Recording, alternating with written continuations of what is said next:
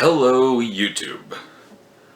So today I have just finished a 7-day, 16 hours a day rotation at work.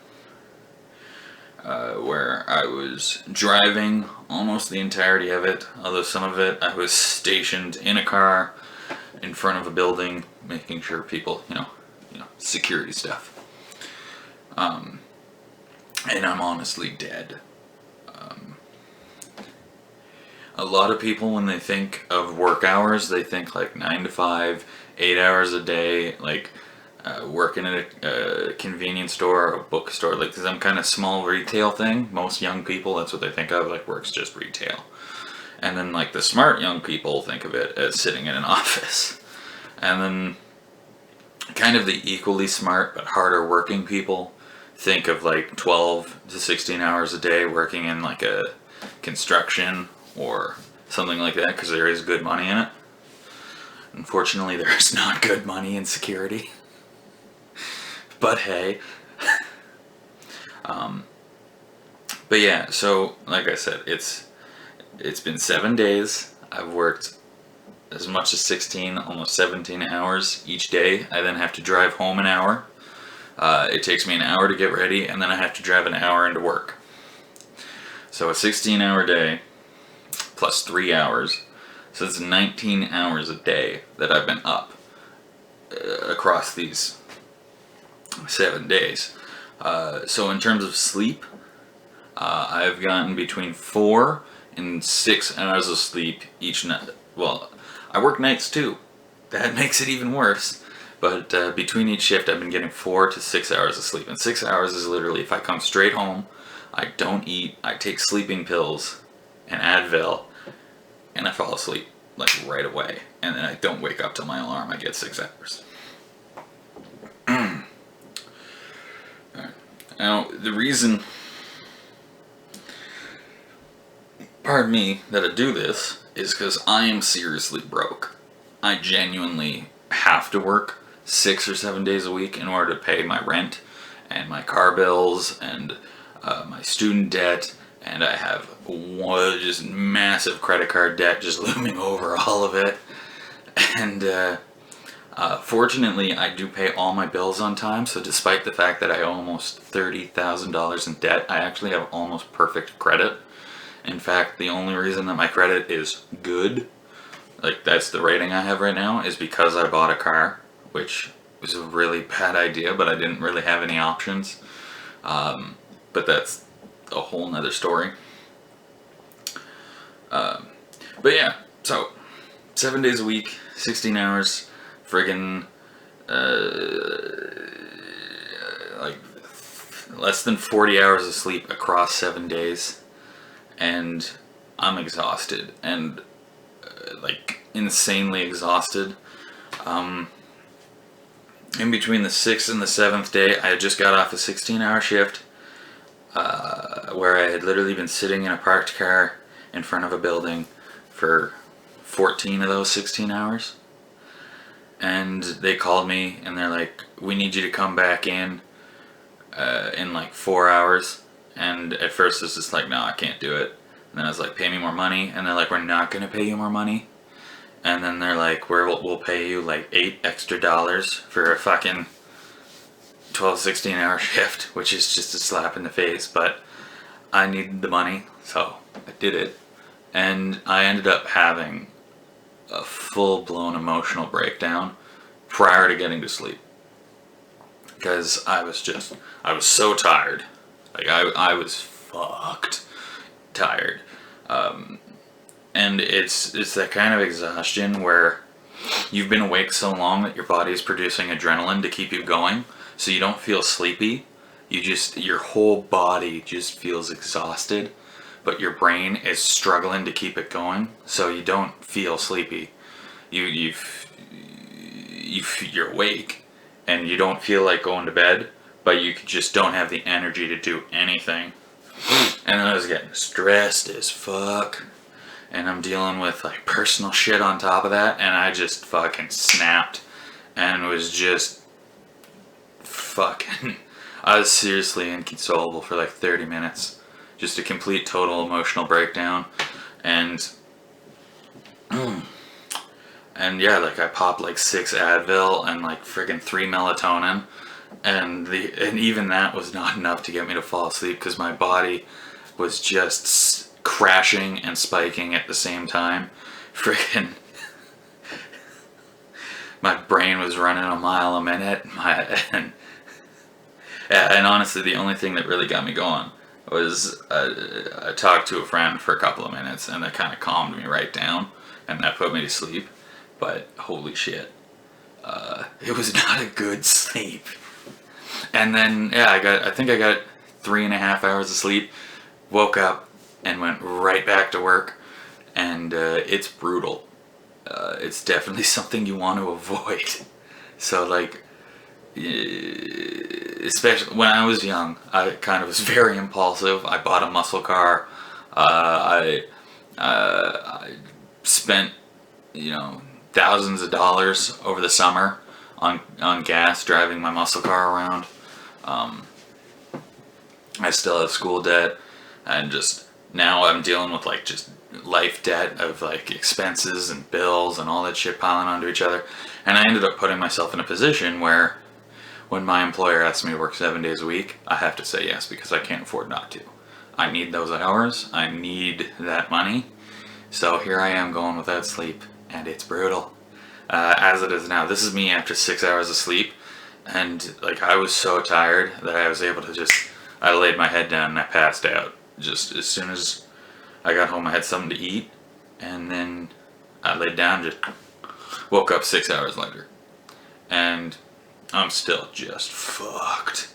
And the only reason that I'm up now is because I want to sleep at night, because I haven't done that in forever. And I sleep better at night, so I've got 6 hours, and then I'll stay up until like 10, 11 when it's nice and dark, and then hopefully just sleep until like fucking 10 or 11 tomorrow morning and try to catch up on my sleep. But the reason that Nova Scotia is a really bad province for this is there isn't actually a minimum rest period in Nova Scotia. In terms of rest period, the only rule is that if you work 7 days in a row, you need a 24-hour break before your next shift. So there's literally nothing that says that there's a maximum number of hours you can work, and there's nothing that says there's a minimum number of time between 2 shifts. So your employer can ask you to work 21 hours straight, and then expect you to come into work 4 hours later. So say you get to work at 9 in the morning, and then you work till let's say 4 a.m. Your employer can send you home at 4 a.m. and expect you back at 9 a.m. and there's no labor law that says he can't. So you actually have to go in, and if you don't, you can be fired. Whereas in Ontario, it's a minimum 8 hours. So if he sent you in at 4 a.m. and told you to come in at 9 a.m. and you didn't come in until noon and he tried to fire you, he wouldn't be able to. You could actually sue him for overworking you. But in Nova Scotia, you can't. And it's the same in Ontario. You can only work 6 days in a row. You can't work 7 days in a row. You're guaranteed one rest day. I think it's one rest day. Whereas in Nova Scotia, in a 2-week span, you only get 1 day, which is not enough. It's definitely, I'm really starting to deal with burnout, and like not like YouTube burnout, where, which is a real thing in and of itself. I definitely got it when they took away my ad revenue and I was dealing with personal shit, and it suddenly became more work and less fun, and it wasn't really getting anywhere. And that was hard in and of itself, but like this is actual full-on proper burnout, which is like a recognized fucking psychological condition now, where I'm like exhausted 24/7. My mental capabilities have been reduced. Like my ability to deal with stress is just... So like right now, if even something like minor happened, I would probably be emotionally unstable. And like it could be anything really, like I don't know, if something happened with my apartment, I had to move out for say like 3 days, I'd probably be fucking inconsolable because I just wouldn't be able to handle the situation. Versus if I had enough sleep, like, oh, 3 days, that's not a big deal. I can go stay at a friend's place or like get a Airbnb. But no, like with burnout, it's just the smallest thing. Like if I went, honestly, I think like I don't drink coffee, but I'm willing to imagine that somebody who was in my position at the same level, who had worked as much as I have lately and was as tired as I was, if they were to go into a Tim Hortons and be like, hey, can I get a coffee? And the Timmy's was like, we actually don't have coffee today. There's a problem with the machine. They'd probably like lash out in anger or fucking break down and cry. Like you can't handle basic situations.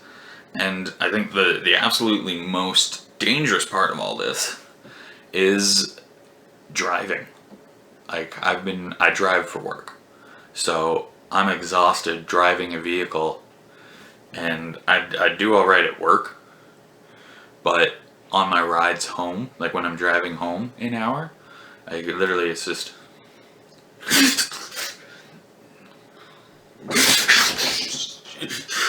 you know, like it gets fucking scary because holy shit, you're falling asleep behind the wheel. And this is something, I actually had a car accident as a teenager,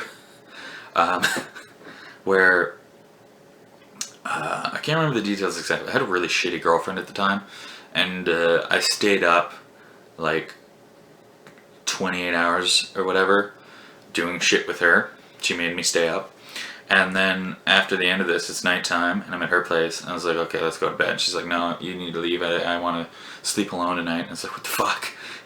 And so she made me drive home in the middle of the night, fucking just, I was barely conscious. I was like, okay, I guess I'll go. And I'm driving down the road, and then I don't know how long I was asleep, because when I woke up, I had no idea where the fuck like I was. But I woke up and I was driving in the middle of the road, like across the lines. And as soon as I woke up, I fucking swerved the car to try and get back over, and I steered too hard, and then I tried to counter steer, and I steered too hard, and I ended up spinning the car. And I did like a fucking 570 or 520 or whatever number of degrees that is, and went into the ditch backwards. And I actually didn't damage the car at all, which I don't know how. But holy shit. That'll get you fucking like, what the fuck? And actually, I'm pretty sure I passed out after I went into the ditch because this drunk as fuck guy who was driving drunk woke me up. He was like, hey buddy, you need to like get out of here before the cops come, hop in my car. I was like, no, I'm good. And he's like, okay. And he left, and he was drunk off his fucking ass. And what really pisses me off is this woman stopped like 100 yards away. She stopped and just watched. She didn't call for help. She didn't offer help. She just sat and watched. And then when my stepfather came to get me and helped me get the car out of the ditch and we drove home, she followed us home. And then the next day we got a call like, we have a reason to believe that you might have been in a car accident because you were drinking. So rather than helping or offering to help, she just watched because she's like, I bet this kid was drunk, that's why he's in the ditch. And she didn't even call the cops then. She waited until the next day to call the cops. So I don't know what that was about. But either way, the point is, like, you can actually fall asleep behind the wheel when you're really, really, really tired. And your first reaction when you wake up from sleeping at the wheel is often to jerk the wheel, which is how you crash.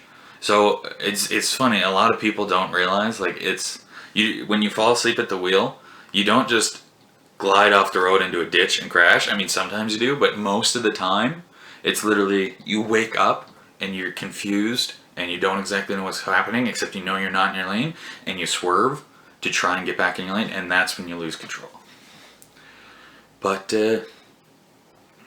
yeah, so if you work 7 days a week and you work too many hours and you don't get enough sleep, you get emotionally unstable, and that means tears and anger and lashing out and just general not being able to deal like with anything. Then you get dangerously tired, And we're talking like falling asleep at the wheel, falling asleep at work, which might not necessarily be dangerous depending on what you do, but it could get you fired. And I have actually gotten in trouble for falling asleep at work. I had more points. Emotionally unstable, falling asleep, dangerousness. Did I talk about other things? Like, geez, see what I mean? I'm so tired that I just completely blanked. There really needs to be a button that blinks to tell me this thing is working.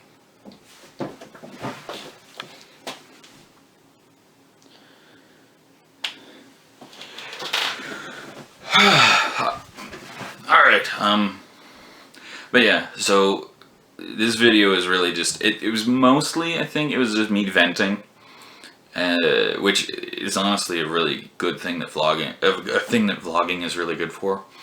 But it's also, I'm trying to really share with you, like, I made a lot of bad decisions in my life which put me in this position where I'm working way too hard. And I actually do like my job, but I'm working so much that I just hate basically being alive at this point, and all I want to do is sleep. But I can't afford to take a vacation. I can't. I need to work. I need to work a minimum 5-6 days a week, 12 hours a day, or I don't pay my bills. So it's not an option for me. I have to keep doing this. And if I'm burnt out now, and I'm fucked up now. So just imagine where I'll be if I have to do this for another year, or 2 years, or 3 years. Like, it could be 3 to 5 years before I pay off my debt. And if I do this the whole next 3 to 5 years, I might not make it. Like, if I could crash my car, falling asleep, or I could get so fucking distraught. Like, a big part of burnout is depression. And a big part of depression. So, a lot of people, and I know this is a big thing in the labor community, is like, oh, you only worked 80 hours a week, what are you, a bitch? But no, burnout's a real thing. Like, people die. So, if you find yourself working too hard, like, really take a look at your life and see, like, do I need to be working this hard? Like, could I work less? Could I get a different job? Can I afford to? Because it's really not something you should be doing. It's gonna fuck you up. And if you are in this position, you should talk to someone like a doctor or a shrink. And I mean, yeah, it's like, oh, I can't afford to do that, or I don't have time to do that. But this is a legitimate medical issue that'll have serious medical consequences, and it's something that you can't just ignore. So if you think that you are getting burnt out, you need to talk to someone. Talk to your doctor. Talk to your employer if you have to. Because it is something that if it goes on long enough, it can have serious lasting effects. So, I know, if it's something you think you're going through, make sure that you deal with it. Make sure you're thinking about your health. Make sure that you're staying safe. And make sure you're subscribing. But yeah, thanks. This is a long video, so thanks for watching.